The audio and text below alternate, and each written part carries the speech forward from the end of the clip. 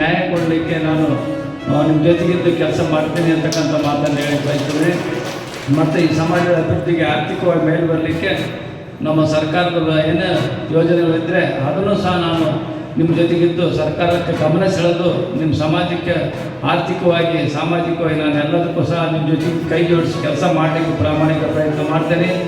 ಈ ಹಿಂದೆ ಸಮಾಜ ಕಲ್ಯಾಣ ಸಚಿವರಾಗಿದ್ದಂಥ ಆಂಜನೇಯರು ಸಹ ಇದ್ದಂಥ ಸಂದರ್ಭದಲ್ಲಿ ಅವಾಗ ನಾವು ದೇವರಾಜ ಬಡಾವಣೆಯಲ್ಲಿರ್ತಕ್ಕಂಥ ನಿವೇಶನಕ್ಕೆ ಎಲ್ಲ ನಿಮ್ಮ ಸಮಾಜದ ನಿವೇಶನರು ಮತ್ತು ನಾಗರಿಕರು ಎಲ್ಲರೂ ಬಂದು ಕೇಳ್ಕೊಂಡಾಗ ಅವರು ಆ ಸಮಾಜಕ್ಕೆ 50 ಲಕ್ಷ ರೂಪಾಯಿಯನ್ನು ಒಂದು ಸಮುದಾಯ ಭವನ ಕೊಟ್ಟರು. ಇವತ್ತು ಅದು ಒಳ್ಳೆಯ ಸುಂದರವಾಗಿರ್ತಕ್ಕಂಥ ಈ ಒಂದು 1.5 ಕೋಟಿ ರೂಪಾಯಿ ಈಗಾಗಲೇ ಕಾಮಗಾರಿ ಪೂರ್ಣಗೊಂಡಿದೆ. ಈ ರೀತಿಯಾಗಿರ್ತಕ್ಕಂಥ ಸಮುದಾಯದ ಆರ್ಥಿಕವಾಗಿ ಒಂದು ಸಮುದಾಯ ಒಂದು ಭಾಗ ಆದರೆ ಮೊದಲನೇದು ನಾವು ಸಮಾಜದಲ್ಲಿ ಮಕ್ಕಳಿಗೆ ಶಿಕ್ಷಣವನ್ನು ಕೊಡಬೇಕು. ನೀವು ಎಲ್ಲಿವರೆಗೆ ಶಿಕ್ಷಣ ಕೊಡೋದಿಲ್ಲ ನಾವು ಅಲ್ಲಿವರೆಗೆ ಮೇಲೆ ಬರಲಿಕ್ಕೆ ಸಾಧ್ಯ ಇಲ್ಲ. ಅದರಿಂದ ದಯಮಾಡಿ ನಿಮ್ಮ ಮಕ್ಕಳಿಗೆ ಕಾಯಕದ ಜೊತೆಗೆ ಶಿಕ್ಷಣಕ್ಕೆ ಹೆಚ್ಚು ಒತ್ತನ್ನು ಕೊಡ್ರಿ ಅಂತಕ್ಕಂಥ ಮಾತನ್ನು ನಾನು ಕಳಕಳಿ ಪ್ರಾರ್ಥನೆ ಮಾಡ್ತೀನಿ. ಯಾಕಂದ್ರೆ ಶಿಕ್ಷಣ ಕೊಟ್ಟ ಮಾತ್ರ ಮಕ್ಕಳು ಎಲ್ಲ ಕಾಂಪಿಟೇಷನ್ ಆಗಿ ಬೆಳೆದಲಿಕ್ಕೆ ಸಾಧ್ಯ. ಇವತ್ತು ಸಮಾಜದಲ್ಲಿ ಎಲ್ಲ ಸಮಾಜದಲ್ಲಿ ಶಿಕ್ಷಣ ಪಡೆದು ಮೇಲೆ ಬಂದಿದ್ದಾರೆ. ಇನ್ನು ಕೆಲವೇ ಸಮಾಜಗಳು ಇವತ್ತು ಶಿಕ್ಷಣದ ವಂಚಿತ ಆಗಿಲ್ಲ. ಅದರಲ್ಲಿ ಮಡಿವಾಳ ಸಮಾಜವೂ ಸಹ ಇವತ್ತು ಶಿಕ್ಷಣದ ವಂಚಿತವಾಗಿರ್ತಕ್ಕಂಥ ಸಮಾಜ. ಅದರಿಂದ ನೀವು ಶಿಕ್ಷಣಕ್ಕೆ ಹೆಚ್ಚು ಒತ್ತು ಕೊಡ್ರಿ. ಹಾಸ್ಟೆಲನ್ನು ತೆರೀತಕ್ಕಂಥದ್ರ ಕಡೆಗೆ ನಮ್ಮ ಸಮಾಜದ ಅಧ್ಯಕ್ಷರು ಮುಖಂಡರುಗಳು ಕಡೆ ಗಮನ ಹರಿಸಿ ಅವರಿಗೆ IAS KAS ಕೋಚಿಂಗ್ ಕೊಡ್ತಕ್ಕಂಥ ಕಡೆಗೆ ಮಕ್ಕಳಿಗೆ ಕೊಡಿಸ್ಬೇಕು. ಆ ರೀತಿಯಾಗಿರ್ತಕ್ಕಂಥ ಶಿಕ್ಷಣ ಕೊಟ್ಟ ಮಾತ್ರ ಸಮಾಜ ಮೇಲೆ ಬರಲಿಕ್ಕೆ ಸಾಧ್ಯ. ನಮ್ಮ ಕಾಯಕನೇ ನಂಬಿಕೊಳ್ಳೋದ್ರ ಜೊತೆಗೆ ಶಿಕ್ಷಣ ಹೆಚ್ಚು ಒತ್ತು ಕೊಡ್ತಕ್ಕಂಥ ಕೆಲಸ ಮಾಡೋಣ ಅಂತಕ್ಕಂಥ ಮಾತನ್ನು ಹೇಳಿ ನಾನು ಸಹ ASI ರಾಜಪ್ಪನ ಮೇಲೆ ಹಲ್ಲೆ ಮಾಡ್ತಕ್ಕಂಥ ಪ್ರಯತ್ನವನ್ನು ಮಾಜಿ ಗೂಡ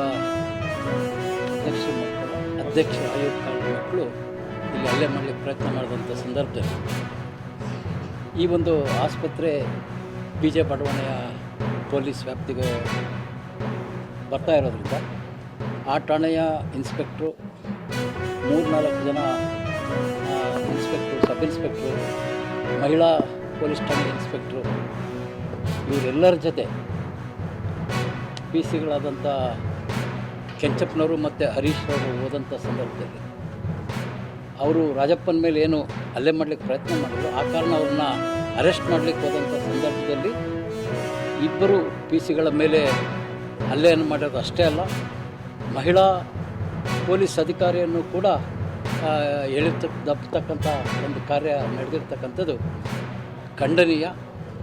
ಇವತ್ತು ದಾವಣಗೆರೆಯಲ್ಲಿ ಅನೇಕ ರೀತಿಯ ಘಟನೆಗಳು ಸಂಭವಿಸ್ತಾ ಇತ್ತು.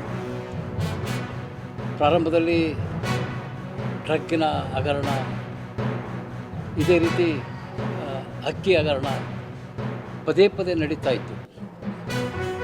ಯಾವ ಸಂದರ್ಭದಲ್ಲಿ ಈ ರೀತಿಯ ಕೃತ್ಯ ಎಸಗ್ತಕ್ಕಂಥವ್ರಿಗೆ ಸರಿಯಾದಂಥ ಶಿಕ್ಷೆ ಆಗಲ್ಲ, ಆಗ ಜನರಿಗೆ ಈ ರೀತಿ ಪೊಲೀಸರ ಮೇಲೂ ಕೂಡ ದೌರ್ಜನ್ಯ ಮಾಡ್ತಕ್ಕಂಥ ಒಂದು ಪರಿಸ್ಥಿತಿಗೆ ಅವರು ಹೋಗಿದ್ದಾರೆ.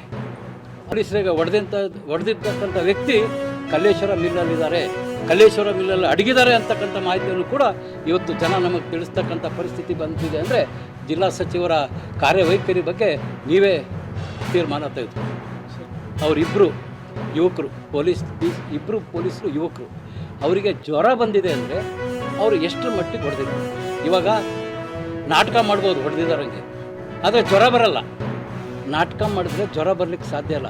ಇಬ್ಬರಿಗೂ ಜ್ವರ ಬಂದಿದೆ, ಚಳಿ ಜ್ವರ ಬಂದಿದೆ ಅಂದರೆ ನಿಜವಾಗ್ಲೂ ಅವರು ಈ ಮುಷ್ಟಿಯಿಂದ ಕಾಲಿನಿಂದ ಚೆನ್ನಾಗಿ ಇವರಿಗೆ ಹೊಡೆತ ಬಿದ್ದಿರೋದ್ರಿಂದನೇ ಇವರಿಬ್ಬರಿಗೆ ಜ್ವರ ಬಂದಿದೆ. ಅದಕ್ಕೆ ಈಗಾಗಲೇ ಚಿಕಿತ್ಸೆಯನ್ನು ನೀಡ್ತಾ ಇದ್ದಾರೆ.